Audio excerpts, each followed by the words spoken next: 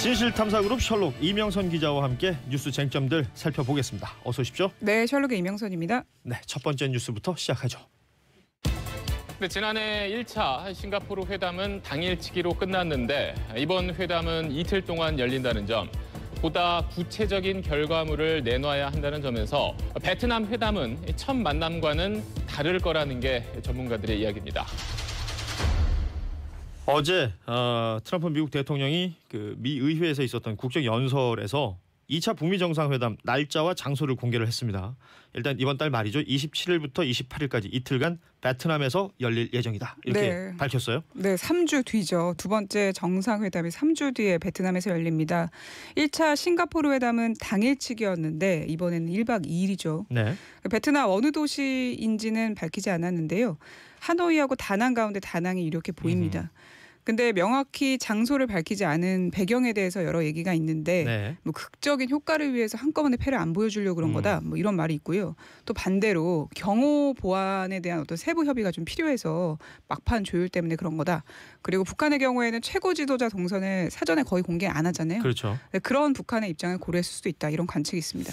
다낭이 유력한 것 같은 게 다낭이 지금 한 달째 지금 호텔 예약을 안 받고 있다 그래요. 네. 우리나라 여행객들이 다낭 진짜 많이 가잖아요. 네네. 패키지 상품을 판매했던 여행사들이 다낭 지역에서 지금 호텔 수배가 안 돼가지고 뭐 옆에 있는 호이안이나 나트랑으로 지금 손님들 돌리느라고 아주 그냥 고생하고 있다. 네, 이런 되게 얘기를 유명한 그 휴양지죠. 그렇습니다. 그러니까요. 네. 자, 일단은 어제 트럼프 대통령이 국정연설 얘기를 좀 해봐야 되는데 뭐 미국으로 치면 이제 황금 시간대죠. 미국 동부 뭐 워싱턴이나 뉴욕 있는 곳으로 기준으로 하면 밤 9시 이때 생중계가 됐고 우리 시간으로는 오전 11시부터 생중계가 됐는데 엄청 길게 하더군요. 저 어제 이거 보다가 보셨군요. 와, 뭐 이렇게 연설을 길게 하지? 1시간 반 정도 했어요. 네, 80분 했습니다. 대단했습니다. 하여튼. 예. 분량으로 봤을 때는 근데 또 북한 얘기가 많이 안 나왔어요. 생각보다는. 네, 예. 북한 관련 언급은 1분 정도 나왔습니다. 좀 예상에서 벗어난 얘기인데 없었는데요. 트럼프 대통령의 말인데 지난 15개월 동안 북한 핵실험은 중단됐고 미사일 발사도 없었다. 이렇게 얘기를 하면서 북미 관계는 잘 진전되고 있다. 김정은 위원장과도 좋은 관계라고 있다. 이렇게 강조를 했습니다. 그리고 청와대도 반응을 보였습니다. 2차 북미 정상회담 시기 장소가 정해진 데 대해서 환영의 뜻을 밝혔습니다. 그렇습니다. 이 국정연설이 전 보면서 사람이 자기 자랑을 저렇게 1시간 20분, 30분 동안 할 수 있는 건 대단하다. 뭐 이런 생각을 했는데 트럼프 대통령이 이건 일종의 국정연설의 특징 같은데요. 어떤 사례에 들어서 본인이 치적을 얘기를 하고 그 케이스가 되는 인물을 현장에서 직접 소개를 합니다. 네. 그러면 일어나서 또 박수를 쳐요. 또 그 시간이 한참 가요. 그리고 심지어는 뭐 어제는 저 해피 버스데이 투 유 노래도 불렀습니다. 아, 정말 꼼꼼히 보셨군요. 네. 저는 글로만 봐가지고요. 아무튼 다시 봐야 되겠네요. 저 굉장히 특이하고 우리나라에서는 보기 힘든 어떤 광경이었기 때문에 자세히 봤었는데 그런 여러 가지 이야기 중에 북한 관련 얘기는 생각보다 적게 약 1분 정도만 언급이 됐었다라는 얘기고 일단 베트남이라는 나라에 좀 집중을 해봐야겠죠. 맞습니다. 이 북미 양국하고 정식 수교를 맺은 나라죠. 그래서 중립적 위치다 이렇게까지 언론에서 표현하더라고요. 네. 그리고 베트남이 굉장히 개최에 적극적이지 않습니까? 그래서 일찌감치 유력 후보국으로 꼽혔습니다. 그렇습니다. 그 북한과 또 지리적으로 가까운 것도 고려됐을 겁니다. 김정은 위원장의 전용기 참매 1호가 그리 멀리 갈 수가 없죠. 그러니까 이동하기 편하다는 점이 고려됐을 것이다. 그러니까 한 번의 급유로 베트남까지는 갈 수 있으니까. 네, 네, 그런 얘기가 있고요. 그리고 베트남이 또 여러 번 말씀드렸지만 상징적인 공간입니다. 네. 지난 1995년이었는데 베트남전 종전되고 20년 만에 미국하고 베트남이 수교했었거든요. 클린턴 대통령 때예요. 네, 그리고 나서 베트남이 지금까지도 빠르게 경제적 어떤 성장을 이루고 있죠. 그래서 미국이 북한의 미래 모델로 베트남을 제시하고 있는 상황입니다. 그러니까 여기서 그 전쟁을 치르고 나서 이 수교를 하고 경제 성장을 했다는 것도 있지만 그 베트남은 사회주의 체제를 유지하면서 경제 발전을 이루고 있기 때문에 북한 입장에서는 굉장히 괜찮은 롤 모델이 될 수도 있는 거거든요. 네, 북한도 관심을 갖는 게요. 그 리용호 북한 외무상이 지난해 11월에 베트남을 갔었거든요. 거기서 산업, 뭐 관광 단지를 둘러본 적도 있습니다.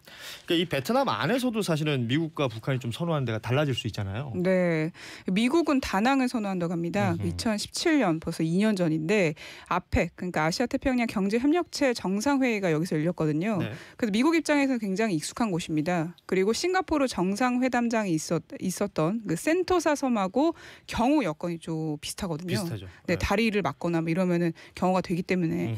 근데 북한 입장에서는 수도 하노이를 요구한다고 이렇게 알려지고 있는데요. 네. 그 이유가 북한 대사관이 하노이에 있거든요. 네. 그러니까 북한 입장에서는 뭐 도청이라든가 이런 보안 문제에 굉장히 신경 쓰기 때문에 그런 우려를 씻기 위해서 자기네 나라의 어떤 대사관이 있는 곳으로 최적지를 보고 있다. 이렇게 얘기가 나오고 있습니다.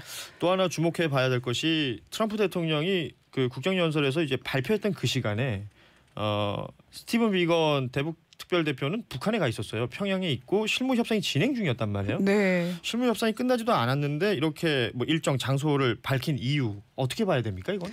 언론에서는 좋게 평가하더라고요. 그러니까 트럼프 대통령이 일단 시기 장소를 공표한 것이 일정 수준의 가시적 성과를 낼 수 있다고 확신해서 그런 거다. 이렇게 좀 많이 보고 있는데요. 네.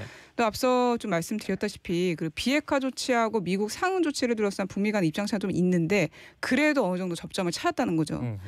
트럼프 대통령은 그래도 할 일이 남았다, 많이 남아있다 이렇게 얘기를 하고 있는 상황이어서 아직까지는 조금 상황이 좀 진전돼야 될 것 같은데 국정연설을 통해서 어쨌든 지지를 확보한 상황이고 또 이를 기반으로 비핵화 조치를 좀 더 압박하기 위해서 여러 포석을 깐 것이다 이런 분석이 나오고 있습니다.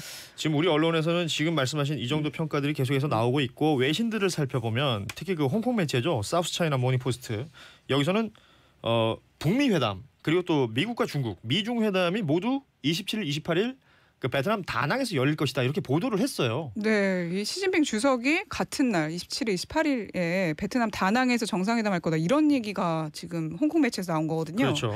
그리고 또 구체적으로 나온 게 여기서 미국 양국이 정상 간의談판으로 무역 전쟁을 끝내려고 시도하고 있다 이런 얘기까지 했거든요. 그래서 이 보도가 사실이면 연쇄적으로 북미 정상회담 열리고 미중 열리고 이런다거나 아니면 3자 회동이 열릴 가능성이 있다는 그러니까 한 테이블에 얘기죠. 앉을 수도 있다. 예. 네, 맞습니다. 문재인 대통령까지 만약 함께할 경우에는 남북 미중 이렇게 4자 회담이 가능한데 근데 우리나라까지 포함되는 건 약간 그럴 가능성이 낮습니다. 어제 김의겸 청와대 대변인이 입장을 밝혔는데요. 네. 문 대통령이 베트남 방문 가능성 뭐 있냐 뭐 이렇게 기자들이 물었더니 북미 사이 협상이 어떻게 진행되느냐에 따라 달려있지만 가능성이 크지 않은 것으로 보인다 이렇게 얘기를 했거든요. 네. 그리고 김정은 그 위원장의 서울 답방 시기에 대한 얘기가 조금씩 점쳐지고 있는데요.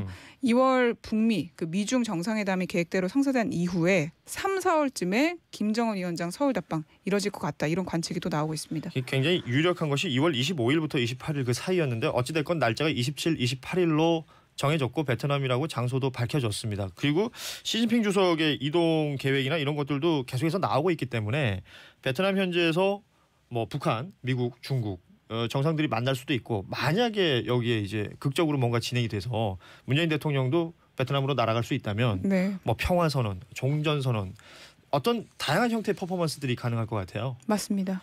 우리 입장에서는 잘 돼가지고 2월 27일, 28일 그렇게 하고 그대로 이제 김정은 위원장이 서울로 와가지고 3.1운동 이제 100주년 기념 행사를 서울에서 하면 또 어떨까? 뭐 저는 그런 생각을 한번 해봤습니다. 네, 정말 3월까지는 숨가쁘게 이 남북 미중이 바쁘게 움직이겠네요. 그렇습니다.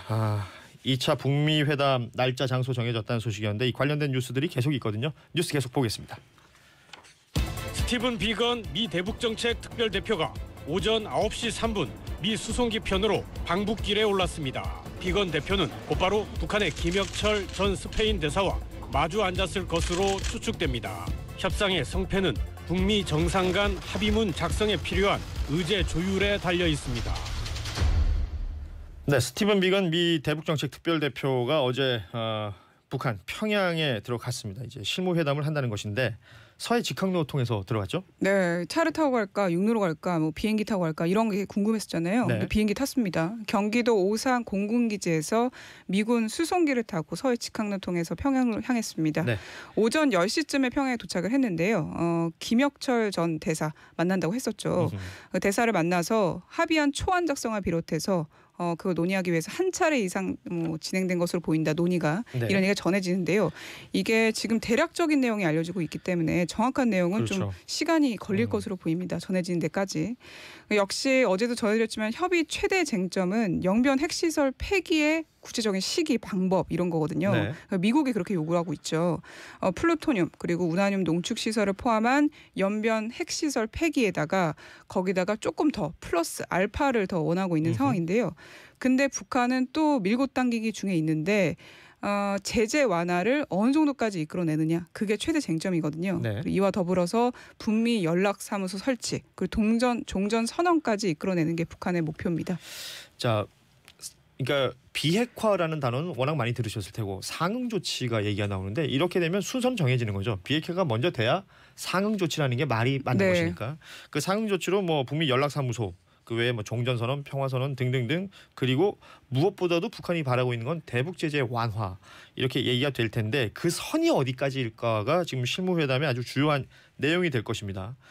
일단은 그 어제 들어갔고 뭐 저는 오늘 나올 줄 알았는데 이게 정해진 건 아니라면서요? 네, 귀국 일정이 공개가 안 됐습니다. 거기서 김정은 국무위원장을 만날 수도 있고 그리고 김영철 노동당 부위원장을 만날 수도 있거든요. 그래서 북한 측 고위급 인사 회동 여부가 아직 확실히 나오지 않았기 때문에 그게 또 관심이 쏠리는 상황이고요. 이게 어떻게 되는지에 따라서 뭐 북한을 떠나는 시간도 달라질 테니까요. 네, 그러니까 아무래도 사흘까지, 그러니까 내일까지는 이게 협상이 이어질 거다 이런 관측이 많더라고요. 네. 그럴 가능성이 큰 게 그 1차 정상회담 앞두고도 기억이 나시는지 모르겠지만 성킴 필리핀 주재 미국 대사하고 최선희 북한 외무성 부상이 굉장히 판문점에서 많이 만났거든요. 그렇죠. 그때는 뭐 출퇴근했었죠. 네, 4-5차례나 출퇴근하면서 협상을 했었는데요. 이번에도 좀 협상이 오래 걸리겠죠. 이번에는 그래도 정상회담 날짜도 나왔고 장소도 대강 좁혀졌지만 어쨌든 간에 힘겨운 실무 협상이 계속될 가능성이 높기 때문에 언론도 그렇게 보고 있습니다. 자, 지금 북한과 미국 어찌됐건 실무 협상팀도 굉장히 지금 바쁘게 움직이고 있고 여기에 따라서 이제 우리 뭐 외교 당국이나 이제 통일부라든지 다양하게 또 움직여야 되겠죠. 우리 정부도. 이런 가운데 2월 27일 전당대회가 예정돼 있었던 자유한국당 소식이 지금 빠질 수가 없어요. 그러니까 이 택일이라는 게 참 중요한 겁니다. 네. 2월 27일 전당대회였기 때문에 이게 북미 회담이랑 정확하게 날짜가 겹쳐버린단 네, 말이죠. 공교롭게 정말 딱 그렇게 날짜가 정해졌네요. 이게 그대로 강행을 할지 아니면 날짜를 바꿀지 지금 굉장히 고민이 많겠어요. 맞습니다. 이 박관용 자유한국당 선거관리위원장은 전당대회가 당 홍보할 어떤 중요한 기회이기 때문에 날짜 변경에 좀 무게를 두고 대처 방안 논의하겠다 이렇게 얘기를 했거든요. 네.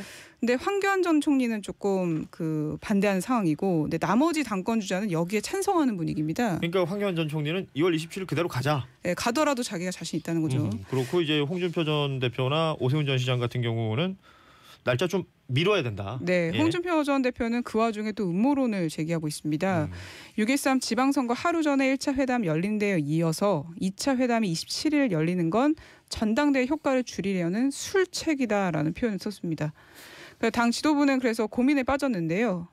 당을 빨리 어쨌든 정상화 시키려고 하고 있는 상황인데 전당대회 장소를 잡아버렸거든요. 그렇죠. 근데 1만 명을 수용하는 장소를 또 잡기도 어렵고 그리고 나서 3월 4월에 김정은 위원장 서울 답방하는데 그렇다고 또 날짜를 하면 또 겹칠까 봐 겁나고 뭐 이런 마냥 상황입니다. 미룰 수도 없는 것일 테고요. 네. 예. 나경원 원내대표 생각은 그래도 당 행사기 때문에 뭐 후보 간의 유불리가 또 바뀌기도 하고 그렇기 때문에 행사는 수순대로 가는 게 맞다 이런 입장을 밝힌 상황입니다.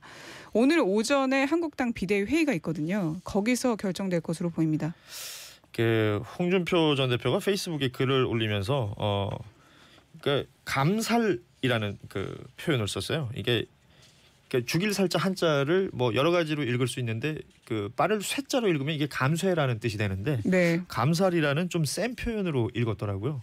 그러니까 뭔가 누군가의 술책이 있다라는 자신의 의지를 더 강하게 표현하기 위해서 이 표현을 쓴 것으로 보이는데 자유한국당 입장에서는 지난 그 6.12 그러니까 작년에 있었던 1차 북미 정상회담도 6.13 지방선거 바로 하루 전이었기 때문에 무슨 그 효과를 뭐 본인들은 못 누렸다 이렇게 생각을 하고 있을 텐데 또 날짜가 공교롭게 이렇게 겹쳤습니다. 네, 그래도 국가적인 대소사를 봤을 때는 굉장히 이게 더 큰일이기 때문에 그렇죠. 북미 정상회담에 좀 무게를 두고 좀 생각을 해줬으면 하는 마음이 있습니다. 그렇습니다. 자, 오늘 비대위에서 뭐 날짜 결정한다고 하니까 지켜보도록 하고요. 북미 정상회담 그리고 또 실무 협의 뭐 여러 가지 이야기를 나눠봤습니다. 다음 뉴스 이어가죠. 심 선수는 조재범 전 코치가 성폭력도 행사했다며 경찰에 고소장을 제출했는데요. 50일 넘게 수사해온 경찰이 고소장에 적힌 내용이 충분히 입증됐다며 사건을 기소 의견으로 검찰에 송치하기로 했습니다. 조재범 전 국가대표 쇼트트랙 코치 경찰에서 그동안은 뭐 아시는 것처럼 이제 폭행 혐의로 재판까지 진행이 되고 있었습니다만 이 성폭행 혐의가 인정이 된다. 네. 경찰에서 수사 결과를 내놨어요. 이렇게 되면은 결국 이 사건이 기소 의견으로 검찰에 송치가 되겠죠? 네, 맞습니다. 지난해 12월 17일에 심 선수가 고소장을 냈었는데 경찰이 대부분 인정을 했습니다. 그 내용이 뭐였냐면 고등학교 2학년이던 2014년 8월부터 2017년 12월까지 그러니까 3년 넘게 조재범 전 코치로부터 여러 차례 성폭행 당했다. 이런 내용이 고소장에 적혀 있었는데요. 그 사실을 거의 대부분 인정을 했습니다. 네. 장소가 7곳이었다고 이렇게 밝혔습니다. 뭐 태릉, 진천, 선수촌, 그 빙상장 그리고 한체대 빙상장 이런 걸 포함해서 7곳으로 판단했고요.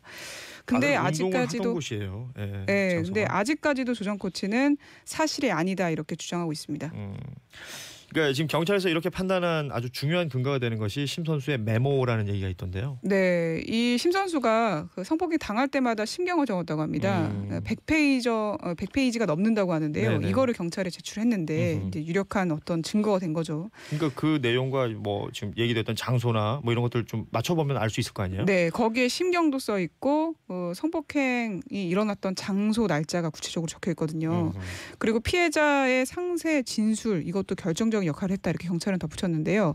이게 단순히 심 선수가 어떤 심경만 적은 게 아니라 그 장소에 가지 않았으면 알 수 없는 그렇죠. 사실까지 예. 매우 구체적으로 진술했다고 합니다. 그 조재범 전 코치랑 서로 주고받았던 휴대전화 메시지도 아주 중요한 역할을 했겠죠. 맞습니다. 이게 텔레그램이었죠. 네. 텔레그램 같은 경우에는 다른 SNS, 카카오톡 이런 것보다 훨씬 보안성이 높지 않습니까? 그렇죠. 그거를 복원을 했거든요. 근데 거기서 결정적인 정황 증거를 경찰이 확보했다고 합니다. 네. 그리고 또 심 선수 말고 여러 선수들이 지금 피해자가 된 것 같다 이런 얘기가 나오고 있는데 참고인 9명을 또 불러 조사를 했는데 여기서도 조 전 코치 혐의를 뒷받침할 만한 정황이 나왔다고 경찰은 덧붙이고 있거든요. 근데 검찰은 지금 조 전 코치가 수감 중이지 않습니까? 그래서 2심 재판에서 1년 6개월 받고 수감 중인 조 전 코치를 다시 불러서 조사할 방침이다. 어제 밝혔습니다. 죄가 있다면 죄값을 받아야죠. 엄한 처벌이 필요해 보이네요. 자, 오늘 여기까지 하겠습니다. 진실탐사그룹 셜록 이명선 기자였습니다. 고맙습니다. 네, 감사합니다.